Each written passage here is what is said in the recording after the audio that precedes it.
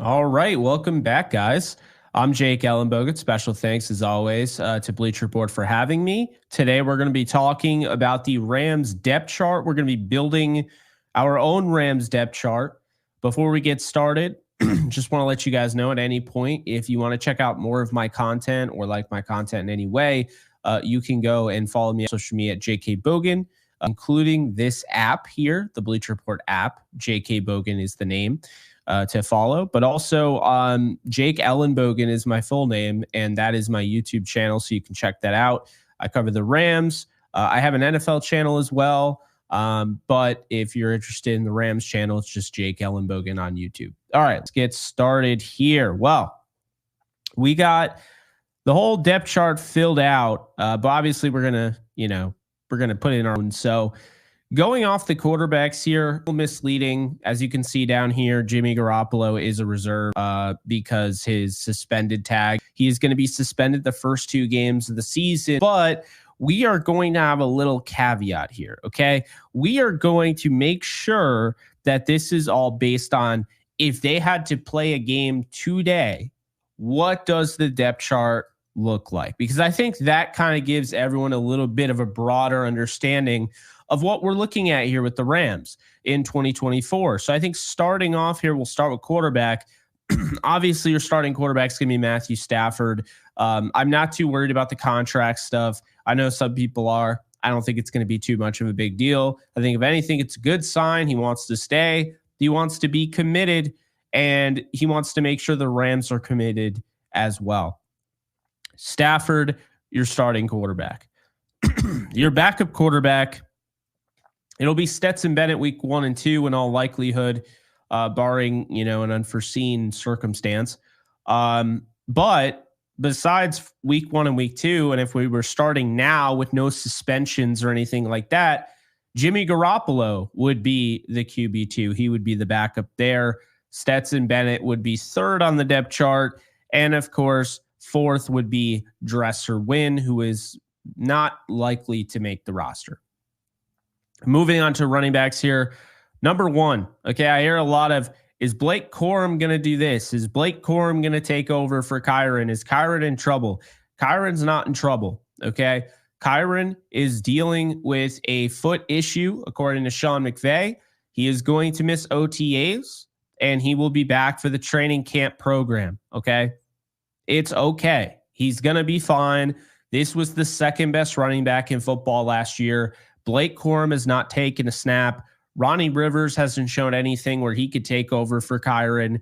Zach Evans hasn't shown anything. And Boston Scott is really kind of a gadget running back. So Kyron Williams has this spot locked up. No matter who you talk to, whether they want to admit it or not, Kyron Williams is the guy, okay?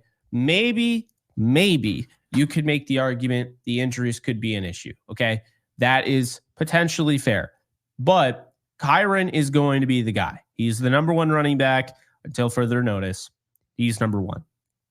Number 2, as of right now, I would actually give this to Blake Corum. I think if the Rams started the season right now, I think they would take Blake Corum over Ronnie Rivers, Zach Evans, and Boston Scott, which is interesting to say the least. Keep in mind, Corum is a rookie, but he's a little bit more experienced rookie, and he was arguably the best running back in college football the last 2 seasons. I think Blake Corum would have the number 2 job today. Looking at who would be the number 3, I think there are a lot of people that would want Zach Evans here, and I think there are some that would assume Ronnie Rivers, but I actually would go with Boston Scott. I think Scott offers a little bit more in the receiving game, and I think he offers enough in the return game where they would give him more run than a Ronnie Rivers or a Zach Evans. He also has that great speed, which is not really found on the roster. So I would say Boston Scott is 3rd. 4th, I'm going to give it to Ronnie Rivers here. I think Rivers has just proven more than Zach Evans to this point. He's not great in pass protection, but he's better than Zach Evans. I do think when it's all said and done, Zach Evans beats out Ronnie Rivers for the job, if there is one there. But for now, starting, today, if they were to play a game, I think Ronnie Rivers would be ahead of Zach Evans on the depth chart. So those are the running backs there. We move on to wide receivers. Okay. So the wide receiver room is pretty loaded, even with the departure of Ben Skoranek. I know they traded him away. Right now, your starting wide receiver, in my opinion, number one receiver right now is Puka Nacua. Okay. Cooper Kupp is probably the go-to answer there. But the Rams are relying on Puka to be the number one receiver. If Cooper Kupp comes back and does what he did 2 years ago, or he comes back and he does any bit what he did in 2022 before he got hurt, then Kupp could very well be that number one receiver. But there's a chance you could argue that Puka Nacua and Cooper Kupp are both wide receiver ones. Now, what comes of the third spot? That third spot, they're interchangeable, keep in mind. For the most part, I would say, while whoever is on that third spot could play in the slot, they will predominantly be on the boundary. They're going to be an outside wide receiver, a flanker. You look at like Puka and Cooper Kupp, they're going to be utilized in the slot. I think Puka gets more of the outside. I think they want to move Kupp back into the slot, but I think they're interchangeable. I would say number 3 receiver is Demarcus Robinson. Now, I love Tutu Atwell, but let's be honest here. The Rams told us last year what they felt about Demarcus Robinson. It's not that they don't believe in Tutu Atwell, because he's still on the roster. They haven't traded him away, and he's still a really good number 4 receiver. But Demarcus Robinson was utilized towards the end of the year, was having touchdowns, was having 80-yard games, 100-yard games. They relied on him. Big game for him was the Saints game, really stood out there. So I'm going to go with Demarcus Robinson as the number 3 receiver. Now, the depth chart. We're talking depth. So who are the second string guys, right? So behind Demarcus Robinson is Tutu Atwell. Now, Atwell could play any of those roles, but we're going to say that he's 4 and he's behind Demarcus Robinson. Number 5, I'm going to say this is Tyler Johnson.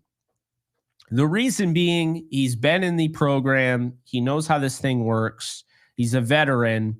Tyler Johnson behind Cooper Kupp or Puka Nacua.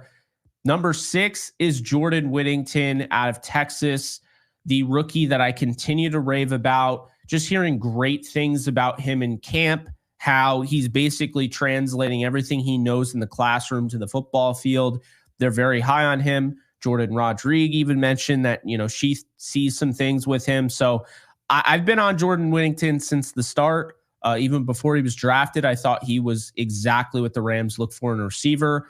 Would not be surprised if anybody this year's Puka Nacua 2.0, it's Jordan Whittington. Of course, we hope that's not the case, because while that would be great for Jordan Whittington, it would be great for the Rams in that sense.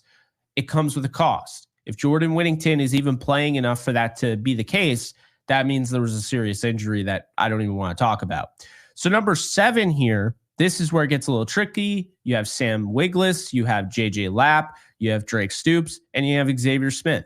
I think that 7th receiver spot would be Xavier Smith. The reason being, there's 3 UDFAs, and then there's a guy that was on the team last year. For that reason, I'll take Xavier Smith here and right now as the number 7 receiver, and he would basically be behind Demarcus Robinson and Tutu Atwell, which is what we see on the OurLads.com depth chart. Number 8 receiver, I'm going to go with Drake Stoops here. I think Stoops, better route runner, and obviously played at a bigger program than the other 2. So I'll go with Stoops. I'll go with Wiglis after that, and then Lapp after that. We move on to tight ends here. A little tricky. Tyler Higbee is considered the number 1 tight end on this depth chart. And I mean, that's definitely fair, but he's not going to be ready to go. This isn't a suspension deal, like Jimmy Garoppolo. Tyler Higbee is coming off a brutal injury, a dirty hit by Kirby Joseph. I'll continue to say it whenever I want to say it. But the point I'm making here is Higbee's not going to be ready to go. He wouldn't be ready to go today. He wouldn't be ready to go tomorrow. So Higbee is out of the question. So that leaves Colby Parkinson, Hunter Long, Davis Allen, Miller Forrestall, Nikola Kalanick, and Neil Johnson. The number 1 tight end on the Rams right now, in my mind, is Colby Parkinson. They paid him as such. I think he's the number 1 tight end with Higbee out. I think after that is Davis Allen. I think he did enough towards the end of the year down the stretch to really show, hey, you can trust me. You can believe in me. Stafford believed in him. He definitely trusted him a bit. And I think the Rams are going to feel really good about that selection in the 5th round out of Clemson from last year's draft. He'll be number 2. Number 3 here, surprisingly, Hunter Long is still on the roster. This is his last year, of course, under contract. He suffered a season-ending injury last year. He really hasn't been able to stay healthy, but there's not a lot of options, so I'm going to put him at 3. Number 4, I'm going to put Nikola Kalanick. Number 5, I'm going to put Miller Forrestall. Number 6, I'm going to put UDFA Neil Johnson. So those are the tight ends. Moving on to the offensive line, we all know the starting 5. Jonah Jackson is going to be your left guard. Alec Jackson is going to be your left tackle. Center is Steve Avila. Kevin Dotson is your right guard, and Ron Havenstein is your right tackle. But what happens after that? What comes after that? Well, your backup left tackle, who can kind of play all over the line, Joe Noteboom. No-brainer. He took a pay cut, but he's still making enough money where they're going to have to rely on him as the 6th man, if you will. Back up to Jonah Jackson here. Our lads has KT Leviston, okay? I like that. I'm going to roll with KT Leviston here. I think that does make a lot of sense. I like him on the left side. I could see him play on the right side. I like him on the left side here. So Leviston, left guard. Center, Bo Limmer, backup center to Steve Avila. I know they have Mike McAllister. They also have UDFA Justin Deddick, but I am going to go with Bo Limmer here. 6th round pick at Arkansas. I like Arkansas. Arkansas's talent, Bo Limmer, a lot. Very athletic. I think he has a chance to start someday, just like Leviston. So I'm going to say he is the backup there, Steve Avila. Kevin Dotson's backup. Who is that going to be? Well, I'm going to say it's Warren McClendon Jr. out of Georgia, last year's 5th round pick. I'm a big fan of his game overall, and I think he definitely makes a lot of sense. Can play tackle, can play guard. But I think if Dotson were to go down, Warren McClendon kicks in there right guard. Right tackle, I still think the Logan Bruss experiment is a thing. So I'm going to say Logan Bruss there, backup right tackle to Rob Havenstein. They moved him to tackle last year after drafting him to be a guard in the 3rd round of 2022 draft. Bruss is listed as a right guard, according to our lads, and they have Warren McClendon Jr. listed as a right tackle. I would just flip-flop them there. 3rd string left tackle, I'm going to go with Zach Thomas, a guy who started games at left tackle over AJ Arcuri. So I'd have those potentially flipped, although I'd move Arcuri to right tackle. So he'd be the 3rd string right tackle. I'd have Zach Thomas as the 3rd string left tackle. And then backup guard, 3rd string guard there behind Jonah and, of course, Leviston. I think it'd be like Grant Miller. It doesn't really matter at that point. Those guys are kind of just, they played all different positions. You're not going to have a 3rd string for every single offensive line. And that Blake Larson could very well be a right tackle, left tackle, depth piece. And as well as, Mike McAllister, 3rd string center, Justin Deddick. That's that with the offensive line. We move on to the defensive side of the ball. Okay. So the defensive side of the ball here, little intriguing because they added so much. Okay. They really did a nice job going out and getting pieces for the defense. Let's talk about the defensive line. Okay. As you can see, Braden Fisk is your starter. Now, would Braden Fisk start day 1 is the question. And I'm going to say he would. Okay, I think right now, I think the Rams would throw him right into the fire. They trade up 12 spots to get him. They gave up a lot to get him. He is somebody that has played 5 years in college, was at Western Michigan for most of it, then went to FSU. I mean, Florida State did not lose a game when he and Jared Verse were on the field. And there's a reason for that. They were really dominant. They were disruptive. So I think Fisk would play day 1. I think he'd start. Then next to him, Bobby Brown, your nose tackle, Bobby Brown III. I think he's going to have a big year this year. Kobe Turner next to him. That's your starting 3 guys. on your defensive line. After that, Desjuan Johnson would be the backup to Braden Fisk, as the website shows. I think nose tackle, I'm going to pass on Laryl Murchison. I don't think Murchison would be a nose tackle there. I think Murchison would probably be the backup to Kobe Turner, and I think Tyler Davis would probably be the nose tackle backup. In addition to that, Corey Durden would also be the backup to the nose tackle. And then you have Tuli Litu Gaisnoia. I don't even know how to say his name. It's a long name. We'll just call him Tuli for now. Tuli, Anthony Goodlow, and David Olajiga. Those are UDFAs that, I think end of the day probably aren't going to make the roster. There's a lot in the defensive line room. Those are guys that are just depth pieces that could play either way. So that's how the depth chart looks, I think. Then you look at outside linebacker. Jared Verse is starting day one. I have no doubt about it. Byron Young is starting across from him. So you have those two. Then you have Michael Hoyt as the priority backup there, who could also play on the defensive line in the trenches. So that's something to keep in mind. O'Shawn Mass, I think, would probably be the backup to Byron Young, Nick Hampton, Brennan Jackson. So I think what we're going to see early on, if today they started and they played a game today, Verse is going to start. Byron Young is starting across from him. Michael Hoyt's your backup. I think I'm actually going to say Brennan Jackson would be the backup to Byron Young. Then you would have that third wave, the third string guys. You'd have Nick Hampton and O'Shawn Mathis. And then after that, Keir Thomas and Zach Van Valkenburg to wrap that up. Inside linebackers here. Obviously, the Rams don't use inside linebacker, two inside linebackers the majority of the game. They like to play a lot of nickel. They like to use the star, nickel back roll, whatever you want to call it, slot corner. So with that said, Christian Roseboom would start next to Ernest Jones the fourth if they're in the two linebacker alignment. However, if they're not, then Ernest Jones is the guy, and that's that. So Christian Roseboom would be linebacker 2. I think linebacker 3 would be Jacob Hummel, okay? And then I think Troy Reeder would be 4. And after that, I think I would go with Olakunle Fatukasi. And then after that, I would go with Omar Spates, the UDFA, and then Elias Neal after that. So those are the linebackers. At cornerback, looks like the starters are going to be Darius Williams and Tre'Davious White, okay?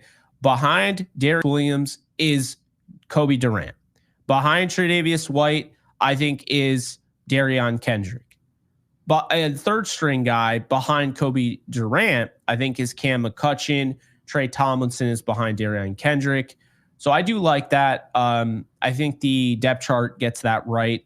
Behind Cam McCutcheon, Josh Wallace, Charles Woods, Cam Lampkin, the UDFAs that, could make an impact. But as of right now, I wouldn't imagine them being pretty high in the depth chart at all. So that leaves us with nickelback or star and safety. So the star role, I know it's been debated. Is it going to be Cameron Curl? Is it going to be Quentin Lake? I'm just going to roll Quentin Lake here. I feel like Lake, played it last year. I think he'll play it again. I don't know how much he loves that role, but I do think that's the role that he'll be asked to do. Sean Jolly is behind him, kind of that, kind of do-it-all guy in the secondary, also helps on special teams. Your safeties, you would have Cameron Curl and Russ Yeast. Now, to be fair, I have gone on record saying I believe Cameron Kinchins and Cameron Curl will be your starting safeties. Why do I not have that yet? Because I think it's still time for Cameron. Cameron Kinchins is not as old as Verse. He's not as old as Fisk. He's above his years. He's beyond his years, but he's not quite as experienced as those guys for me to say, throw him right in the fire. They'd start day one, even if today was day one. But Kinchins would be the backup there. He'd be that third safety. Jason Taylor, the second, would be behind Russ Yeast. So I really like the way this depth chart looks for the most part. There are some things I would change, but seeing our lads has Kenny Logan Jr., Tanner Engel, last year's preseason standout, and Jalen McAuliffe, I like what we see there at safety. So that leaves us with the special teams or specialists, if you will. Obviously, punter's going to be Ethan Evans. Kicker's going to be Joshua Carty, Tanner Brown backing him up. Long snapper Alex Ward, although they're taking it easy on him. So I don't even know if he would be the long snapper because, he is coming off a serious injury at the end of last year. Ethan Evans would obviously be the kickoff guy, or maybe he wouldn't. Maybe Joshua Carty would. Either way, you have that. And then your punt returner says Kyron Williams and Sam Wiglis. I'm going to push back on that, as well as kick returner Ronnie Rivers. I'm going to say the punt returner, if we got all these guys, right, we're talking 90-man roster, not 53, 90-man. The punt returner is Xavier Smith right here, okay? That's a no-brainer. If you could keep him roster, he's your punt returner. I'd say honorable mention would go to Jordan Winnan, but kick returner is absolutely, without a doubt, Boston Scott. I think it's why they brought him in. Obviously, he can help as a running back. He offers some things, to differentiate the running back room, diversify the running back room. But the reality of the situation is that he is a very good kick returner, and now kick returning matters in the NFL because of the new rules and kind of just pushing more kick returns. So with that said, punt returner, in this sense, if today started, if it started right now, first game of the year for the Rams, and we're talking about them having all 90-men roster, absolutely Xavier Smith is your punt returner. Kick returner would be Boston Scott. Now, that is the Rams depth chart, okay? I think it's fairly simple. I think, looking at our lads, I think they got it right for the most part. There's some things I'd flip around, like we talked about these two right here.